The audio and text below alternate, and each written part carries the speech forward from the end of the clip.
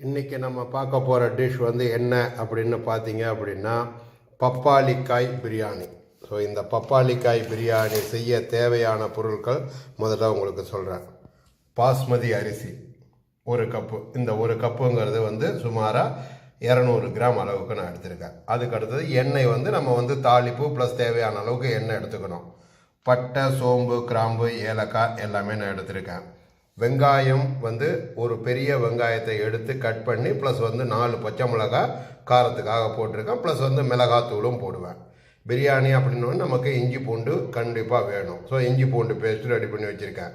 தக்காளியும் நான் என்ன பண்ணியிருக்கேன், ஒரு தக்காளி பெரிய தக்காளியை எடுத்து இந்த மாதிரி பொசிஷனில் கட் பண்ணி டைஸ் மாதிரியோ அல்லது எப்படி வேணாலும் நம்ம கட் பண்ணலாம், அது நம்மளுடைய சாய்ஸு. கட் பண்ணிக்கிட்டு வச்சுருக்கேன் ஒரு பெரிய தக்காளி. பப்பாளிக்காய், ஸோ சிறிய பப்பாளிக்காயாக வாங்கி 1 கப் அளவுக்கு நான் எடுத்திருக்கேன். அந்த பப்பாளிக்காயும் பார்த்தீங்க அப்படின்னா கொஞ்சம் தடிசாக நம்ம வெட்டணும். காரணம் என்னென்னா பப்பாளிக்காய் கொஞ்சம் ஈஸியாக வெந்துடும். அதனால் நம்ம என்ன பண்ணணும், கொஞ்சம் தடிசாக நல்லா தடிசாக வெட்டிக்கணும். ஸோ நான் ஏற்கனவே சொன்ன மாதிரி மிளகாத்தூள், மஞ்சத்தூள் கொஞ்சம் போடணும். ஏன்னா பப்பாளிக்காயில் வந்து லைட்டாக அந்த பால் வாசனை வரும். அதுக்காக வந்து மஞ்சத்தூள் போட்டாக நமக்கு வந்து ஒரு மாதிரி அந்த என்ன சொல்வது, மஞ்சத்தூளுடைய ஃப்ளேவர் இருக்கும்போது அந்த பால் வாசனை அடிக்கிறோம். சால்ட்டு தேவையான அளவு. ஸோ இப்போ நம்ம பப்பாளிக்காய் பிரியாணி செய்யறதுக்கு தேவையான கிராசரி சொல்லியிருக்கேன். ஸோ இனிமேல் செய்முறை உங்களுக்கு காட்டுறேன், பாருங்கள். இப்போ இந்த பாஸ்மதி ரைஸ் வந்து பார்த்தீங்க அப்படின்னா நம்ம என்ன பண்ணணும், ஒரு அரை மணி நேரம் ஊற வைக்கணும். இந்த பாஸ்மதி அரிசிக்கு பிரியாணி செய்யறதுக்கு தண்ணி எவ்வளோ அப்படின்னு பார்த்தீங்கன்னா, எந்த கப்பால் நீங்கள் வந்து பிரியாணி அரிசி அளக்குறீங்களோ, அது ஒரு சின்ன கப்பாக இருந்தாலும் சரி, பெரிய கப்பாக இருந்தாலும் சரி, நீங்கள் எந்த கப்பால் அரிசி அளக்குறீங்களோ அந்த கப்பால் 1.5 கப்பு தண்ணி விடணும். இதுதான் பிரியாணி மொத்தத்துக்குமே கணக்கு. அது வந்து நம்ம 5 கிலோ பண்ணாலும் சரி, 50 கிலோ பண்ணாலும் சரி, அதை வந்து ப்ராப்பராக அளக்கணும். 1 கப்பு அப்படின்னா 1.5 கப்பு தண்ணி தான், அதுவே நமக்கு போதுமானது தண்ணி. ஸோ பாருங்கள், இப்போ நமக்கு வந்து உங்களுக்கு வந்து இது வந்து இனிமேல் தான் ஊற வைப்பேன். ஊற வச்சுட்டு பிரியாணி பண்ணும்போது காட்டுறேன். ஒரு அரை மணி நேரம் ஊற வச்சா போதும்.